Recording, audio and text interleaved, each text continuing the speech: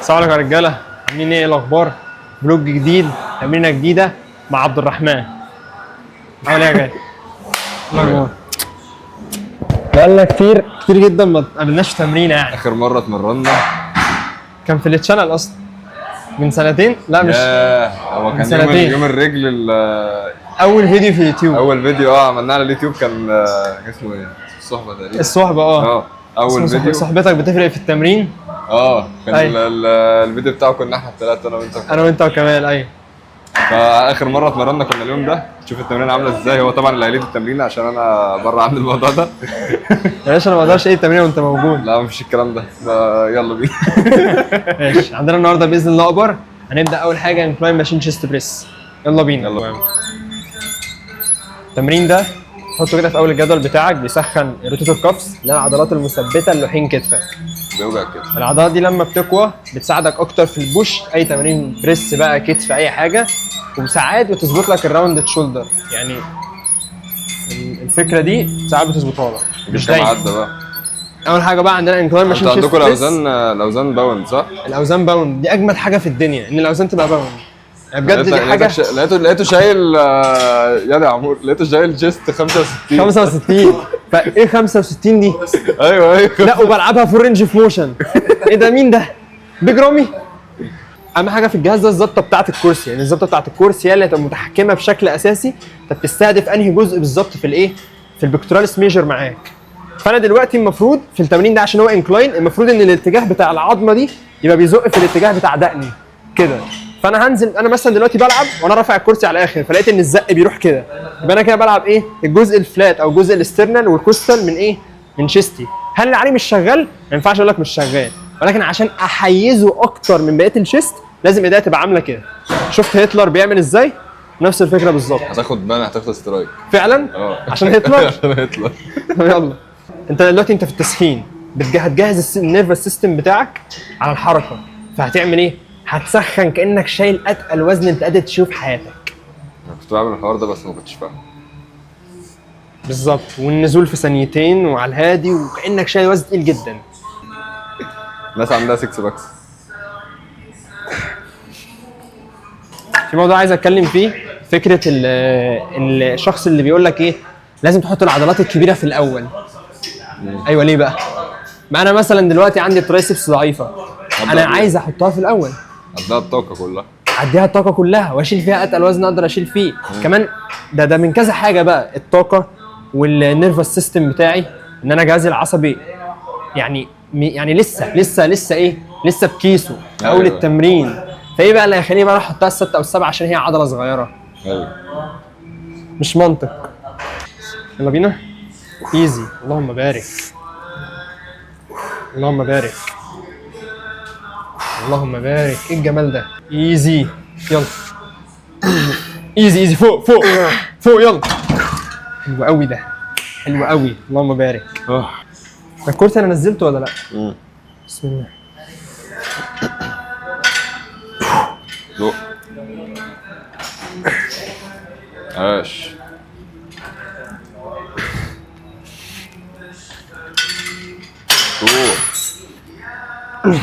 يلا.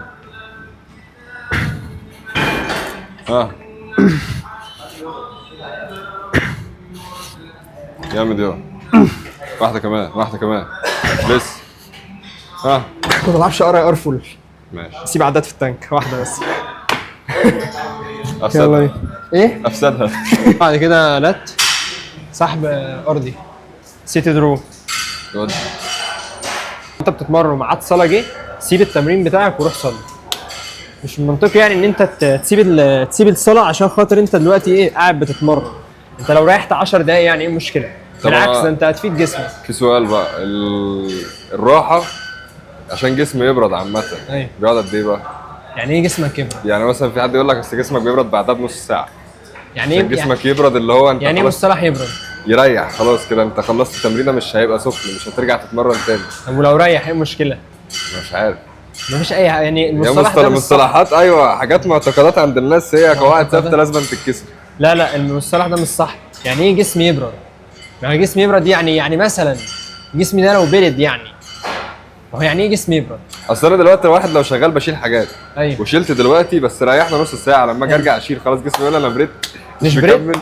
هو يعني ممكن انت وقت الشيل فعلا جسمك بيفرز حاجات بيبقى وهرمونات، يعني مش هرمونات، يعني بيفرز حاجات عشان تساعدك تشيل. مم. زي مثلا معرفش هل ده بيتفرز ولا لا صراحه، المعلومه دي الادرينالين مثلا ممكن. معرفش بيتفرز ولا لا، بس هو بيساعدك. مم. انت اصلا وانت بتتمرن الاي تي بي بيتفرز مع كل مجموعه انت بتخشها. اه. دي حاجات كتيره بتتفرز بتساعدك، فريحت دي معناها ايه برضه؟ مش هيتفرس. لا، لان في حاجه اسمها انا ريحت فمش طلع عضلات. لازم عشان- تمرن العضله وهي سخنه. المصطلح ده مش صح، يعني مفيش حاجه اسمها تمرن العضله وانت سخن. انت اصلا لما بتريح تخش المجموعه اللي بعدها بكفاءه اعلى بكتير وبتشيل اه وزن انا أعلى. بتكلم في كده. اصلا يقول يعني لك لا انا بريح 30 ثانيه. اصابات، لا ده لا ده- مش انا. ايوه اصابات كتيره اصلا بتحصل بسبب ان انت ما بتريحش كويس بين المجاميع. اه لا ما انا عارف. انا دلوقتي هسخن اهو. التكنيك بتاعي هيبقى عامل ازاي؟ انا اصلا اللات عندي ماسكه في العضله في العظمه دي اللي هي الهيومرس دي، فانا المفروض اقربها على المكان بتاعها اللي هو فين؟ هنا في الحوض وفي اجزاء من العمود الفقري. فانا هعمل ايه؟ هنزل كده كاني بسحب لتحت. انا مش بسحب عليا لفوق، وكمان ايه مش برجع كعاني ورا جسمي، لا انا طب بقف ما اهو. برجعهاش ورا. طيب ليه ما ارجعهاش ورا؟ لان انا هرجع ورا، هي اللات هنا كده شغاله كده خلاص ده اخرها. هعمل كده كده كتف خلفي كده، اللات فاصله اصلا، ايوه الشغل من عليها راح. انا دلوقتي اهو خلاص عملت لها استطاله، هعمل لها انقباض، هي خلاص كده اللات شغاله. هرجع ورا هلعب كتف خلفي، وانا بلعب ما ينفعش اعمل كده وانا رايح. مش المفروض كده بستريتش؟ لا هنا مش ليه؟ بستريتش. ليه بقى؟ تعال اشرحها لك. دلوقتي اللات عندك ماسكه هنا اهي في الجزء ده، ماسكه فين؟ ورا هنا. روح يحصل لها ايه؟ انقباض. روح تاني، ده كده اخرها ستريتش. افرد بقى نص جسمك تاني، اتني. كده ايه اللي حصل؟ مش عارف. مش استريتش اكتر. امال ايه؟ ليه بقى مش استريتش اكتر؟ نزل وزن وافهمك.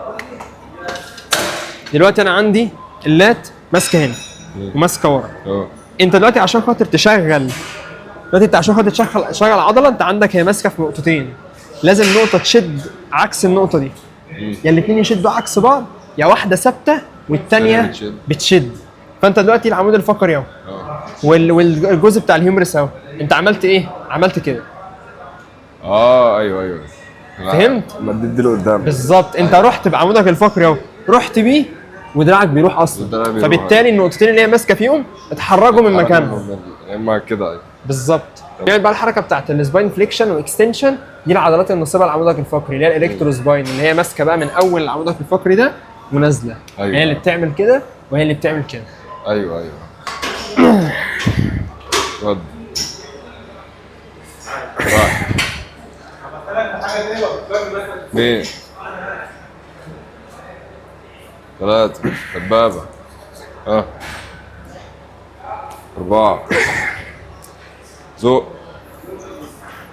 5 ها 6 7 واحدة كمان لسه 8 واحدة كمان جامد 9 واحدة نايس ايزي. نايس. خش. اللهم بارك. لات دي لات حلوه، شكلها حلو. يلا بينا. اللهم بارك. اسحب لتحت. ايوه كده.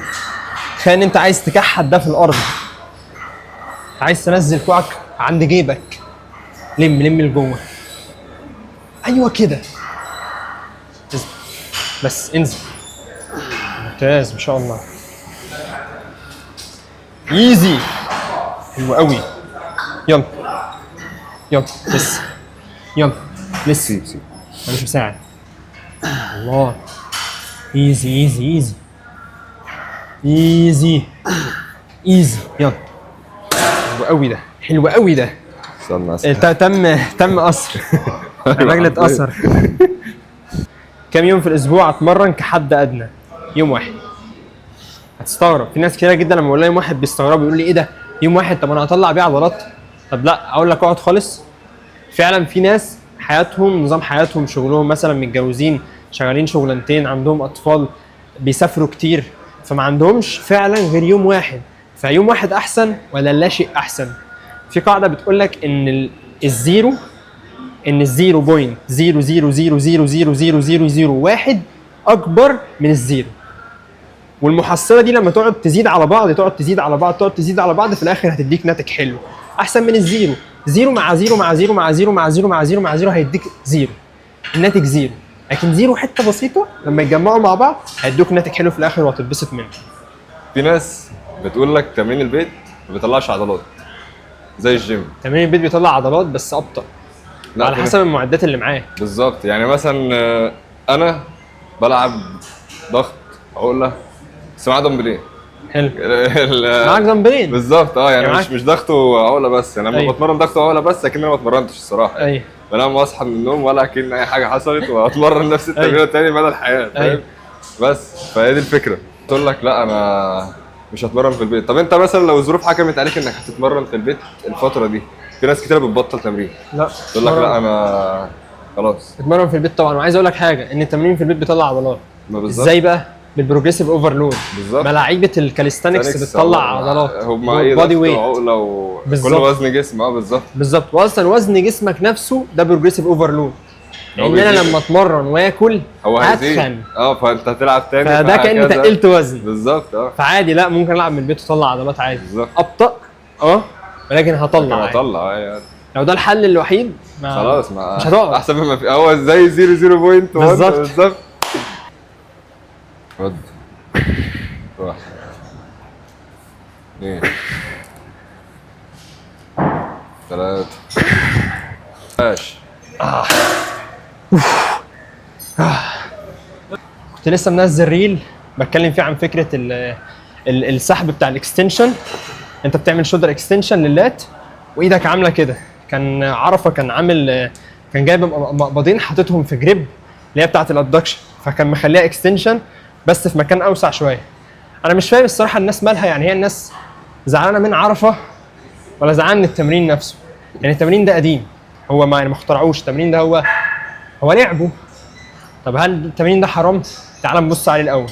حللت التمرين. يعني انا ما كنتش بقول ان هو بيعمل حاجه صح، انا ما كنتش بتكلم عن شخص، انا بتكلم عن التمرين نفسه. لقيت ناس بتشتمني في الكومنتات بيقلوا ادبهم وبيشتموه. يا جماعه طب انتوا ايه اللي مضايقكم؟ يعني هو التمرين اللي مضايقكم ولا الراجل اللي مضايقكم؟ انا فعلا ما كنتش فاهم الموضوع ده. يعني هو الفكره ان انا شرحتها. انت دلوقتي ظهرك عريض مش هتعرف تلعب السحب اللي هو العالي الضيق، مش هتعرف تنزل اصلا. اللات هيبقى اخرها هنا هتلاقي كوعك بيفتح لبره. انت اصلا لازم تشغل اللات كوعك يبقى حرفيا عامل كده اهو. فانا دلوقتي مش هعرف العبها وهي ضيقه كده كوعي هيفتح، فاروح جاي اعمل كده ماسك حاجه كده عشان اشتغل كده كوعي يبقى جنبي وانا ده مستريحه جدا. الموضوع مش حنيكه ولا تشغيل دماغ ولا تمرين بالعلم. التمرين ده قديم جدا وبيتعمل، وفي اصلا جريب مخصوصه للتمرين ده. يعني في اصلا جريب معموله كده. طب انا مش عندي في الجيم اخترع ايه المشكله؟ اعملها انا عادي. انا بقى اوريكم الخدمه بتاعت زين عامله ازاي. انه عشان ايه؟ الراجل ده دلوقتي معاه مشكله مع الجهاز. اهلا يا فندم. اهلا بيك. ايه الاخبار؟ عامل ايه؟ حاسس بايه كده وانت يعني مبسوط بالاشتراك وبالخدمه؟ دلوقتي انت عندك مشكله مع الجهاز ده، احنا جايين بنفسنا نحلها لك. تخيل بقى الخدمه سوبر فايزر. يعني عارف انت اللي هو ايه؟ 5 نجوم. انزل تاني. انزل تاني. انزل تاني. انزل انزل انزل انزل انزل. اطلع. انزل. اطلع. حلو قوي العدة دي. ده شغل جامد ده. عاش والله ما شاء الله. هو ده الشغل. بكل صراحة وبكل وضوح. بكل صراحة وبكل وضوح. حاسس بايه في الخدمة ومبسوط منها ولا لا؟ مبسوط منها جدا. اشمعنى؟ انت معاك 24 ساعة في اي سؤال. ده شغل جامد. ايه كمان؟ واي عايز ابدل تمارين، عايز اي حاجة معايا على طول. فعلا والله ولا عشان انا؟ لا والله دايما معايا. راجل محترم. يبارك فيك. باذن الله نعمل حاجة جامدة جدا.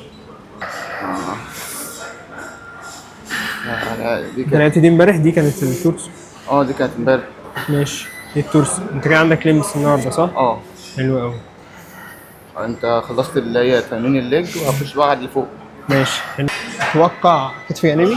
كتف جانبي هي نصها لاترال جانبي وبعد كده بتكمل بقى فوق، بتعمل الحركه بتاعت اللي بتشغل اللور ترابيزيوس. مش فاكر كنت بلعب كام. ده في القمر.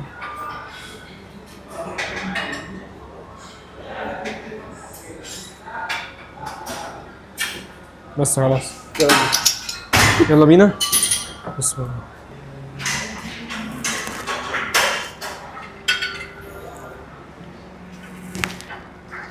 عاش.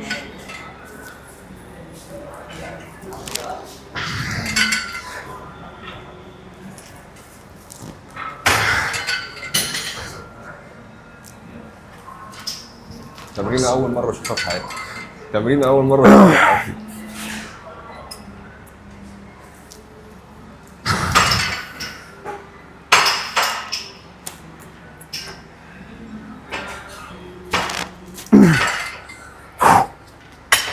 هتسحب اطلع معايا كده؟ ماشي. ممتاز. ماشي.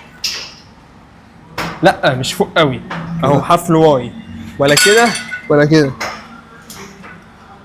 شفت انت بتنزل ازاي؟ شفت دي؟ طلعها اكس.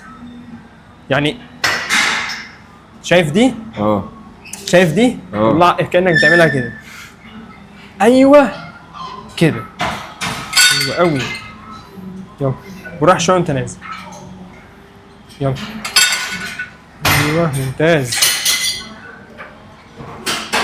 حلو قوي.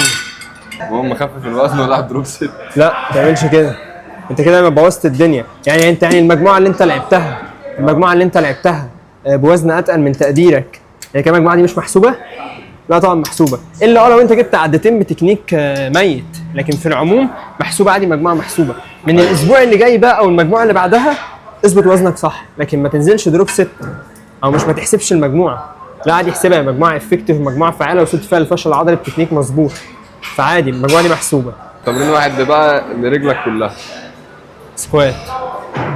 اتفق معاك الصراحه. هو سكوات ده ممتع، انا بتبسط وانا بلعب سكوات. جوكر. هو انت لو اتمرنته خلاص حلو قوي، روح بيتكم بقى خلاص حلو قوي كده. بالذات الديب. اه ديب سكوات حتى لو اخف وزن يعني، بس انا لازم انزل للاخر خالص. للاخر ايوه. لازم اغطس تحت. جامد. خش بقى سخن.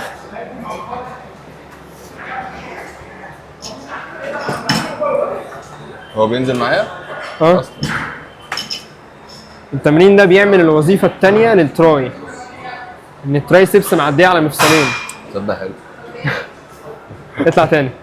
اطلع ايه؟ اطلع فوق تاني كده؟ تاني ماشي. قاعد امسكه كده. افتح عادي الماسكه اللي مريحاك.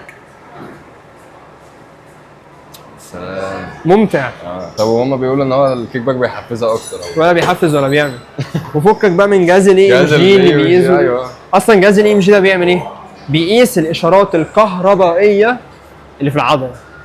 دي ملهاش اي معنى في الوحدات الحركيه اللي بينقلها جهازك العصبي او الهايبرتروفي الضخامه. ملهاش معنى. ان هي كده لما يزيد ان العضلات تشتغل اكتر. ملهاش علاقه. امال ايه؟ ملهاش علاقه. ان دي اصلا ده النشاط الكهربي. النشاط الكهربي ملوش علاقه بالضخامه اصلا. مش عارف. هي بيقيس النشاط الكهربي، النشاط الكهربي ده ملوش تاثير في الضخامه العضليه. ايوه فاهم؟ ما ممكن اصلا ابقى انا بلعب تمرين معين، اقول لك حاجه، اللات نشاطها الكهربي اعلى لما بتروح كده وبترجع تعمل كده. انت اصلا انت بتلعب اصلا ريكتور سباين. ايوه. فهي الجهاز ده مش ده اللي هتقيس بيه الضخامه العضليه او انهي تمرين احسن في الضخامه. مش الاي ام جي خالص. ودي.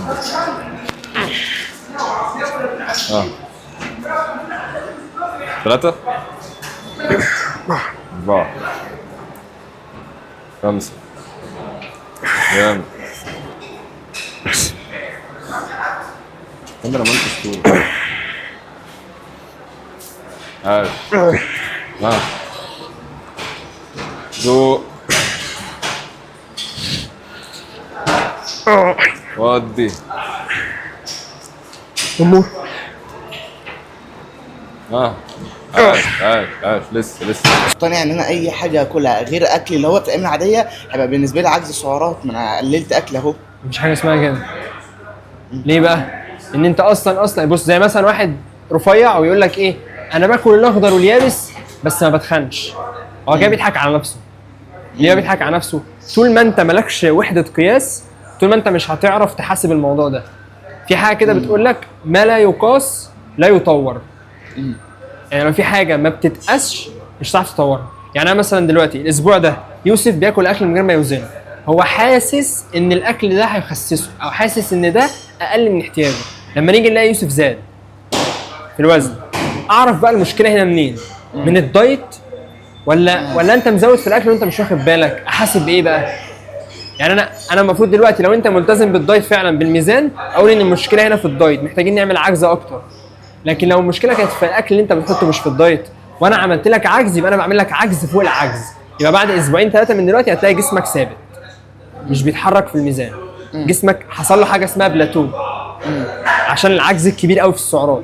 ان انا عملت لك عجز بناء على ان انت بتقول ان انت بتاكل مظبوط لكن انت مش بتوزن. فانا بقى احاسب مين؟ المفروض احاسب يا الجدول يا الالتزام. طب هو اصلا الميزان هو المقياس؟ يعني مثلا طبعا الميزان مقياس، لان كل يعني مثلا 100 جرام رز غير 150 جرام رز غير 200 جرام رز.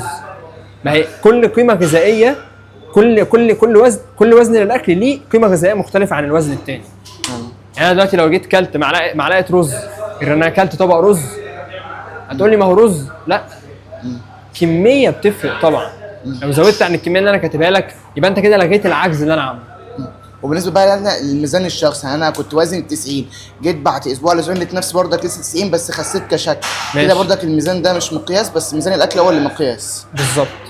وده طب بص اصلا فكره برضو ايه ده بعد قد ايه قلت لي؟ جيت بعد اسبوعين وزنت لقيت نفسي لسه ثابت. ده نفس العوامل يعني كنت نايم بس شكل جسمي اتغير، كنت نايم كويس لابس نفس اللبس، مش واكل في الميزانين نفس كل حاجه. بس لقيت شكل جسمي متغير بس الميزان ثابت. طالما شكل جسمك متغير عادي مش مشكله. نعم، طالما شكل جسمك متغير ومتحسن ما تركزش مع الميزان. ماشي؟ ما تركزش مع الميزان. لو الميزان ده مديك 90 كيلو بس انت شكل جسمك عاجبك قوي، هتعمل ايه مع الميزان؟ خلاص هتحدفه. نفس فكره الانبادي بالظبط. فاحنا بنعتمد على اولا الشكل بتاع الجسم، ثانيا الميزان. يعني على فكره في 2 لعيبه ممكن يبقوا واقفين جنب بعض ويطلعوا على ميزان واحد 90 واحد 90، بس ال 90 ده جامد متفرتك مشرح ما فيش ناشف، انما ال 90 التاني دهون. ما انت عندك كفه دهون وكفه عضلات. انت ممكن الوزن ال 90 ده يبقى كده دهون وكده عضلات، ممكن الوزن 90 ده يبقى كده دهون وكده عضلات، الاثنين 90 ولكن الشكل احسن. فما تخوفش نفسك، اهم حاجه بس توزن الاكل. ماشي؟ تسلم يا كوتش. عندك سؤال تاني؟ يا قلبي حبيبي يا غالي. يلا ودي بسم الله. واحد. اللهم بارك. ايه ده؟ اللهم بارك. استنى ايوه اخده. يلا. 2 ايزي ان شاء الله. يلا 3 اللهم بارك ما شاء الله. 4 وحش ما شاء الله. يلا ايزي فوق. 5 يلا ايزي. 6 اللو بس. يلا اللهم بارك. 7 يلا ممتاز. عاش قوي وقوي. اللهم بارك. اوعى تنزل تحت شاب بايسبس هتتقطع. ماشي.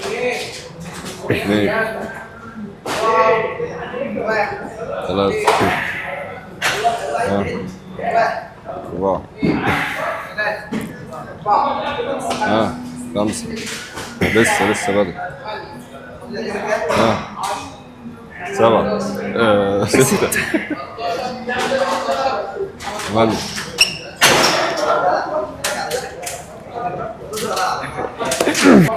ليه الراحة مهمة بين المجاميع، وليه لازم تريح لمدة معينة ومش مجرد انك تريح بس تتمشى كده ثانيتين وخلاص وتكمل لعب؟ لا، لازم تريح 2 3 كده. اول حاجه انت عندك حاجه اسمها اي تي بي. الاي تي بي ده اصلا هو ده عمله الطاقه في جسمك. هو الاي تي بي ده اصلا لما انت مثلا بتلعب مجموعه فبتستنفذ الاي تي بي، فبتحتاج ان الاي تي بي ده يتجمع تاني او تجدده تاني، فده ليه وقت بيتجمع فيه عشان خاطر لما تخش المجموعه اللي بعدها يبقى معاك اي تي بي تلعب بكفاءه احسن وتشيل الوزن بتاعك كويس وتجيب عدات اكتر مش اقل من اللي انت لعبتها. الاي تي بي ده بيتفرز بعد قد ايه او بيكون جاهز ان انت تخش مجموعه بعد قد ايه؟ من 60 ثانيه وانت طالع. في ناس بقى دقيقه ونص دقيقتين على حسب، يعني كل واحد ليه فروقات فرديه. ولكن انت ليه لازم تستنى؟ عشان خاطر الاي تي بي يتجمع تاني، لان انت استنفذته في المجموعه انت بتلعبها دلوقتي. وكمان برضه عشان الراحه القليله بتخليك عرضه اكتر للاصابه.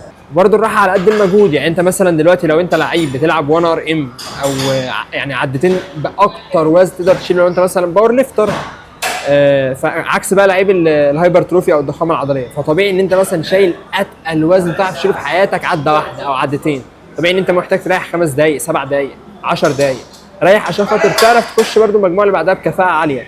فالمجهود الراحه على قد المجهود.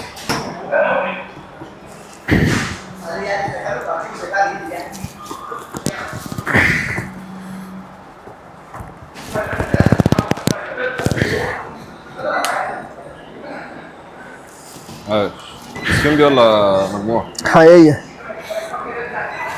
جامد.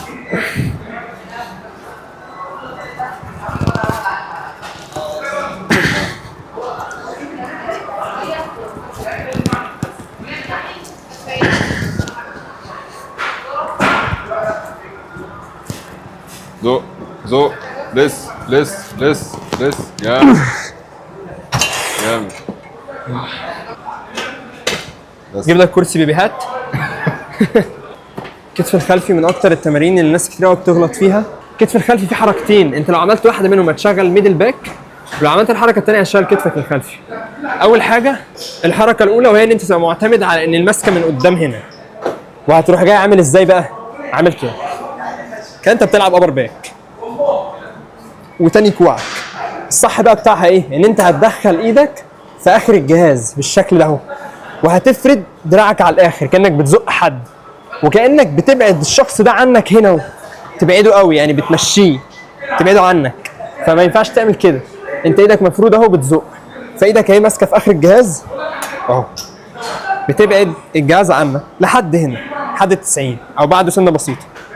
وما تشتغلش على انك تقفل لوحين كتفك، ما تعملش كده، لا انت فارد وبتروح بدراعك بس، خلاص اتفرد ارجع تاني كده.